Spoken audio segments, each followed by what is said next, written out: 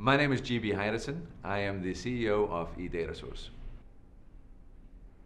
My initial entry into the email and online world was kind of through direct marketing.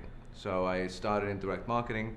A lot of those annoying CDs and free books that were sent into homes here back in the day were kind of facilitated by me, and I ran some of those email programs.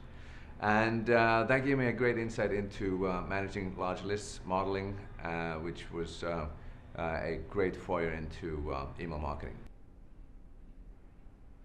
When you have a panel like we have, you have the ability to actually start to focus on what that behavior is in real time and really address it immediately. So not to jump on that opportunity and go and grab that really important data and use it to maximize the marketing effect would be a shame. We are way beyond anybody else in this space. All our competitors still look at the old 1999 approach of seed-based monitoring as their primary monitoring or source of data. Some of them have come along and actually started to use panel and use other approaches to be more predictive and more accurate in their analytics.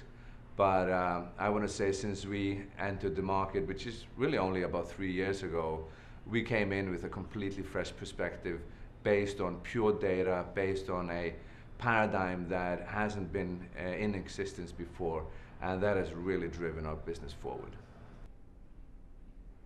We are excited about bringing this to the next level. This started out as very binary reading of seed-based monitoring. We kind of brought it into the monitoring of consumer behavior, and the next phase is now to use all of that learning to actually start in a almost a futuristic world of virtual personas and virtual people interacting with each other, emulating real people, and giving us the control over the subject while the subject is behaving right like a human. So that's really the holy grail right now, and we believe that we'll be rolling that out in the next few months. An absolute pleasure to follow and build this company, because we have amazingly smart engineers and other people in the company that continue to drive me. We drive each other. The ideas that come out are fantastic. Our clients are great. Probably 70% of all new ideas are really spurred by questions or probing from customers. And it's become a family that's kind of driven forward by its own success, in a sense. It's interesting, especially coming from a marketer like myself, to run a company that is driven by its reputation, driven by its successes, and by people's perception of it in the market. And that's been, and that's a little bit crazy, honestly, not to use, just pure sales and marketing tactics, but actually trust that we are so good that people are going to talk positively about us, and that is going to drive the company forward. It's fun to have a company like this now where still the majority of the staff is engineers, not marketing people or salespeople. And it's truly amazing that we kind of get away with it, in a sense. And but that is a life and death. If we are not always a step ahead of the competition, if we are not always on it in terms of answering the questions that we've been asked of, and maximize and optimize what our clients can do, then we fail. So far, we've actually been pretty much on the winning side. It's always new.